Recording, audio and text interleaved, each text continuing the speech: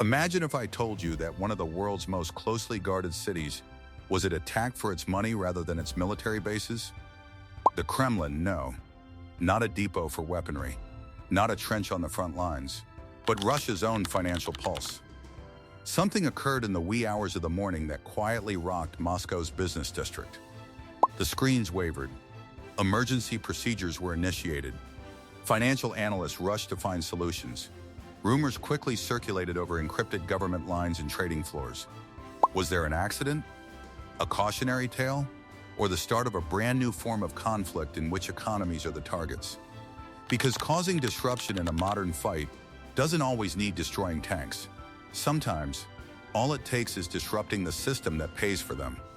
If Moscow's financial nerve center can be shaken even briefly, it changes everything. It raises one terrifying question. Is any economic capital truly safe anymore? Today, we're breaking down what happened, why it matters, and how this could reshape the future of warfare, not on the battlefield, but inside stock exchanges, data centers, and currency markets. Stay with me, because this story is bigger than explosions. It's about power, it's about money, and it's about who controls stability in a world at war. Number 8, target the nerve center of liquidity. Any operation aimed at Moscow's economic machinery would inevitably focus on institutions such as the Central Bank of Russia and trading systems connected to the Moscow exchange. The central bank is not simply a regulator, it is the guardian of monetary stability. It manages currency interventions to defend the ruble, oversees interest rate policy to control inflation, and coordinates financial stability measures during crises. Its internal systems connect to commercial banks across the country, ensuring payments clear and reserves are accounted for with microscopic precision. Meanwhile, the Moscow exchange functions as the pulse monitor of Russia's economy.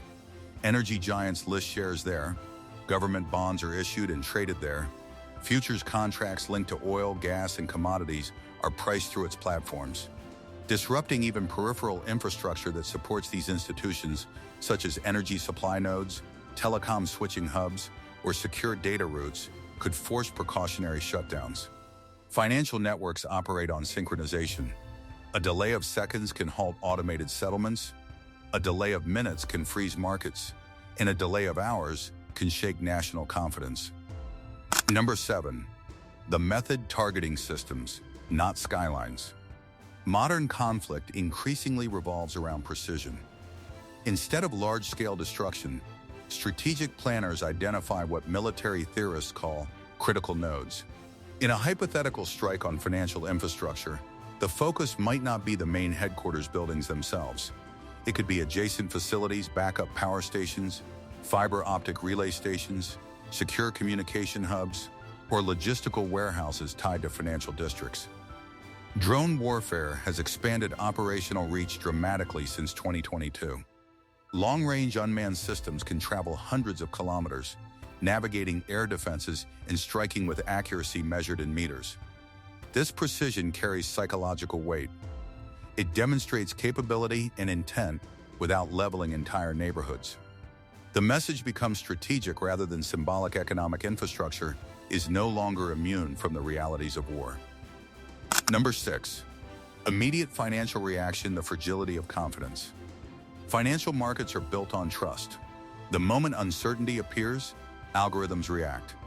If disruptions were detected around systems linked to the Moscow exchange, circuit breakers, automated mechanisms designed to prevent panic, could suspend trading. The ruble might experience volatility as currency traders adjust positions based on risk assessments. Commercial banks could quietly increase liquidity reserves. State media might emphasize stability, while behind closed doors, financial authorities conduct emergency assessments of data integrity and infrastructure resilience. Even if physical damage were minimal, perception alone can drive capital movement. Investors do not wait for official confirmation, they respond to signals. And in a highly interconnected financial system, signals amplify quickly. Number 5, the cyber layer war in the invisible domain.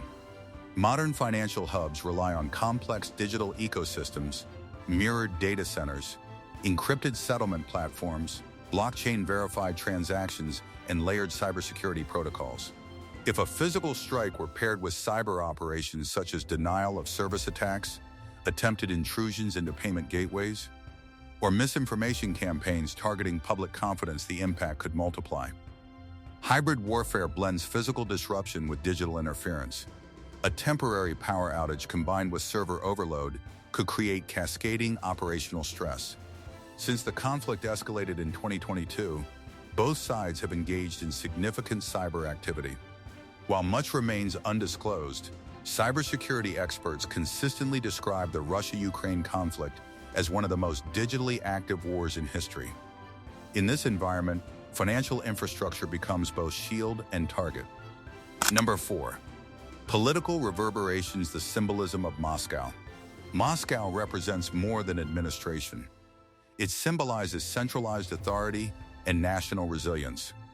Any strike reaching deep into the capital would inevitably trigger political reflection. Russia has heavily reinforced air defenses around Moscow, integrating layered missile systems and radar networks designed to intercept aerial threats. If a drone or projectile were to bypass those systems even partially, it would spark internal evaluations of security protocols. Number 3. Global financial echoes beyond Russia.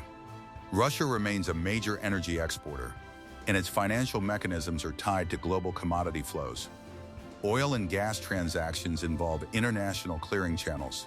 Even with sanctions reshaping trade routes, Moscow's financial operations influence pricing structures worldwide. If instability were perceived in Russian clearing systems, energy markets in Europe and Asia could react swiftly. Number 2. Strategic interpretation, expanding pressure points. From a strategic standpoint, targeting economic nodes expands the battlefield beyond geography. If Ukraine were responsible, analysts would likely interpret it as an effort to stretch Russia's defensive resources. Protecting front lines requires manpower and material. Protecting economic infrastructure requires air defense coverage, cybersecurity reinforcement, and intelligence monitoring far from combat zones. Strategic depth becomes harder to maintain when threats can originate from long range. Number 1. Escalation dynamics, the uncertain next move. The most consequential question following any such strike would be response. Retaliation could take multiple forms: intensified infrastructure strikes, expanded cyber operations, or diplomatic escalation. History shows that when economic systems become direct targets, conflict narratives shift. Crossing into financial infrastructure introduces new thresholds. It signals that the war's scope includes not just military capacity, but economic stability itself. If you found this breakdown valuable and want deeper, sharp analysis on global power moves and hidden strategies shaping our world, make sure you hit like. It helps this content reach more people. And don't forget to subscribe and turn on notifications, because the next development could change everything overnight. Stay informed. Stay aware. I'll see you in the next one.